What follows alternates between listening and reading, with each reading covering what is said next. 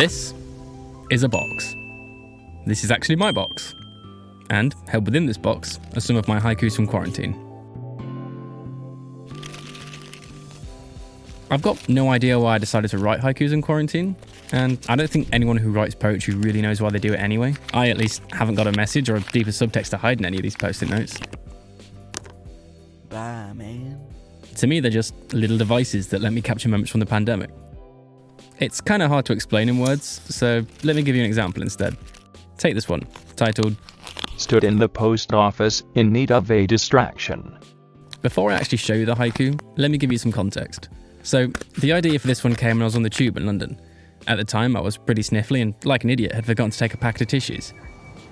Now, I should add, the tube at this point was already kind of dead. The corona zeitgeist had been formed and people were being cautious about travelling in public, and rightly so, but keep in mind, this was before the first COVID-related death in the UK. And yet, every time I so much as snorted, the few people in the carriage would get up and move to a different one. And at that point, it starts to feel like you have less lurgy and more bubonic plague. Take a look at this. The next station is Temple.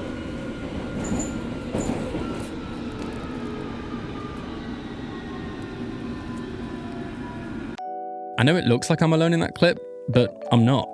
Everyone else had just moved on to a different carriage in a bid to avoid me and the Rona. When someone did sit in my carriage though, the thought crossed my mind, maybe I should play it cool, hide the sniffling. And if you're thinking, why does he care if someone sees him sniffle? Then you probably don't get what it's like to be made out as the black sheep and outcasted. Even still, you might get the haiku I wrote for this. I'm about to cough. They'll think I have corona. Should I shit myself?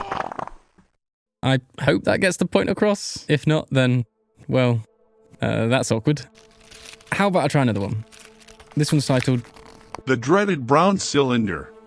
Okay, I got the inspiration for this one from videos that I'd seen online about the shortage of toilet paper. This one feels relatable in a sense, and I like it because it panders to a fear many people had, in the fear of, well, what if we do run out? What then? How brave am I willing to be? I'd like to think that I'd try anything once, but there's a limit. So why do so many people stock up on bog roll? Even the most rational of us all thought about buying just a 4-pack more than we needed. And there's no shame there. Think. If all the panic buys stock up and those of us who do think logically don't, then we won't get any at all, which leaves us in a situation like this. Stranded on the throne and your eye drifts wall to wall. Say so long, sweet sock. Let's just hope that when the time comes, you're not wearing anything fluffy. Otherwise it'd be like pulling peanut butter out of a shack carpet. Ugh.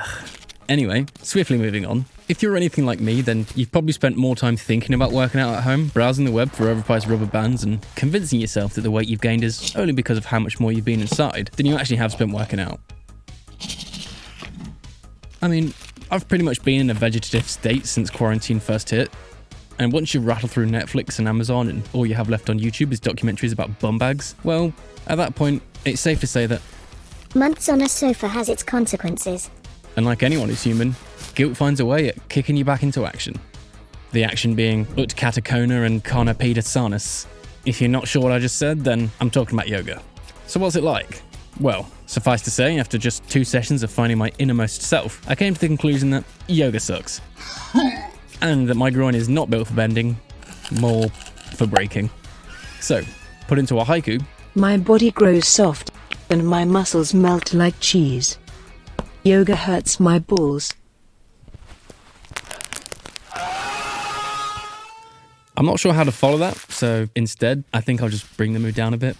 Sorry. As you can guess, this is going to be the final one, and whilst I do have more, 7 minutes of poetry is already 7 minutes too many, so just give me another minute, and we'll be finished, okay?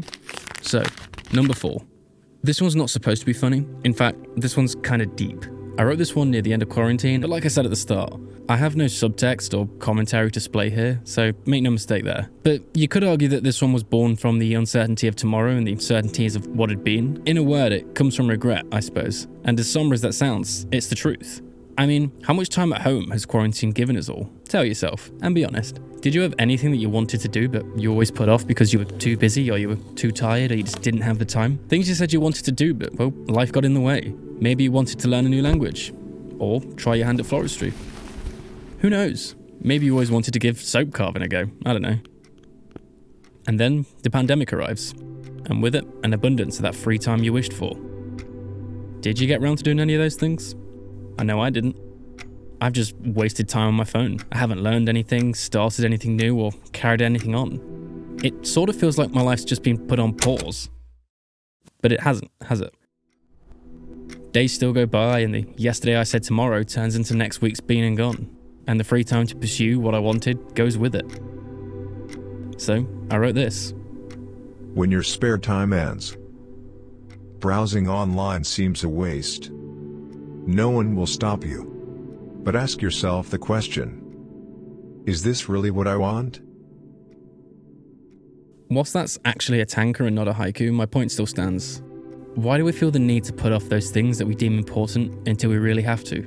Studies suggest that it's because of a losing battle against the human instinct of valuing the short term over the long. But you'd be foolish to think companies don't take advantage of this genetic flaw too. Procrastination has been moulded into a pathogen that, like a Trojan horse, disguises itself as trending, top tens, and limited times only. And it's designed to keep you sedated and to keep you from doing anything you actually want to do. Don't get me wrong, this isn't an attempt at making you delete your social medias and moving you to a cave in the Middle East, but I want you to reflect like I have on the extra time you've been given and decide if you're happy with the way you've spent it.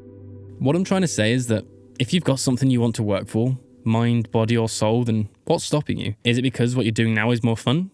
Or is it just easier to do? Take a step and give it a go.